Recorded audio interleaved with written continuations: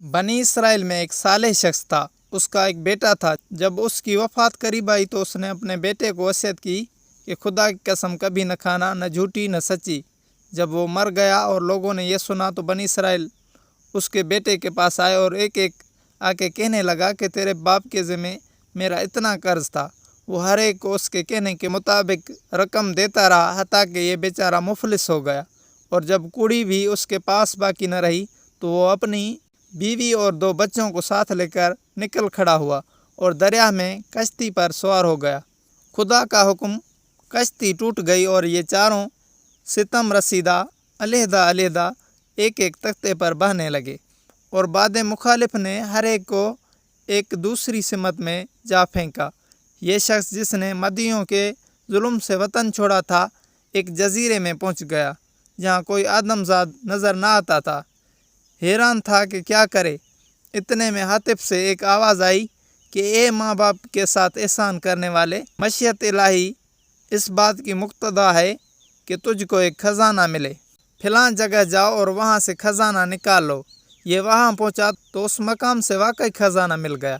پھر اللہ تعالیٰ نے کچھ آدمی کہیں سے وہاں بھیج دیے۔ اس نے ان سے بڑا اچھا سلوک کیا، اور اس کے اس نیک سلوک کی خبر گرد و نواح میں پھیل گئی، اور مہمان نوازی و غربا پروری کی دور دور تک شہرت ہو گئی۔ چنانچہ اطراف و جوانب سے لوگ اس کے پاس آنا شروع ہو گئے، اور جو آتے گئے وہیں بستے گئے، یہاں تک کہ وہ جزیرہ ایک بڑا شہر ہو گیا، اور یہ شخص اس جزیرے کا حاکم بن گیا۔ خدا کی شان، جیسا کہ اور آدمی اس کی خبریں سن سن کر اس کے پاس آتے تھے، ایسے ہی اس کے بڑے بیٹے کو بھی خبر لگی کہ ایک شخص ان اوصاف کا فلاں جزیرہ میں ہے، اور اس کی وجہ سے وہ جزیرہ آباد ہو گیا ہے۔ یہ سنتے ہی وہ بھی ادھر کو روانہ ہو گیا۔ قطع منازل کے بعد اس جزیرے میں آیا اور حاکم جزیرہ سے ملاقات کی۔ حاکم جزیرہ نے اس کی بڑی آؤ بھگت کی اور خدمت کی، اور اسے اپنے خاص لوگوں میں داخل کر لیا۔ باوجود اس کے ایک دوسرے سے ناواقف ہی رہے اور اپنے رشتے سے بے خبری رہی۔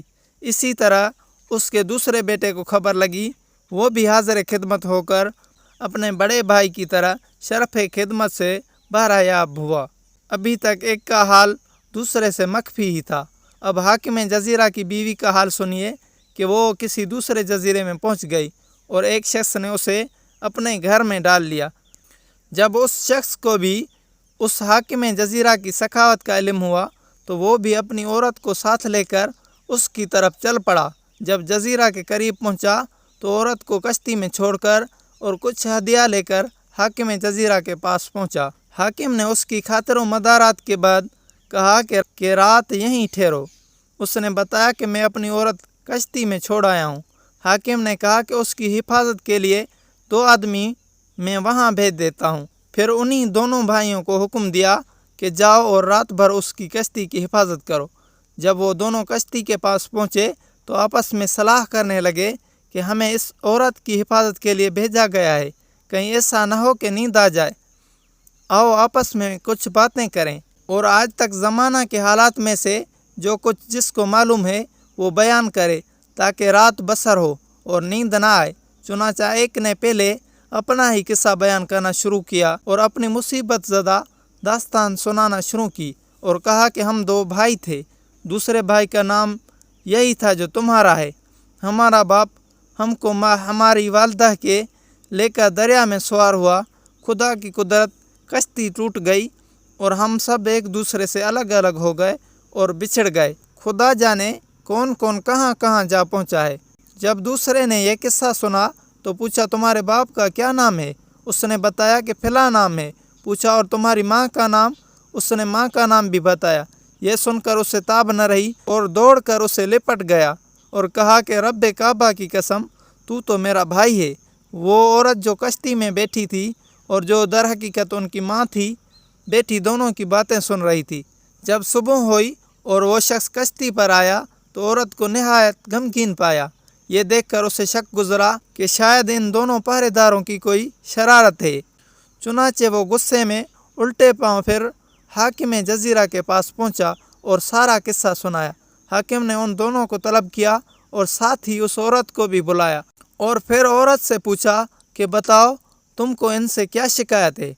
وہ بولی جناب ان دونوں سے کہیے کہ یہ رات کا اپنا قصہ جو سنا رہے تھے پھر دہرائیں۔ چنانچہ انہیں یہ حکم دیا گیا اور انہوں نے پھر وہی قصہ بیان کیا۔ حاکم جزیرہ نے یہ قصہ سنا تو بے اختیار اپنے تخت سے اٹھا اور ان دونوں کو چھاتی سے لگا کر کہنے لگا خدا کی قسم تم تو میرے ہی بیٹے ہو۔ ادھر عورت بھی بے چین ہو گئی اور پکار اٹھی اور میں خدا کی قسم ان دونوں کی ماں ہوں۔ اللہ تعالیٰ جب چاہے بچھڑوں کو جمع کرنے پر قادر ہے۔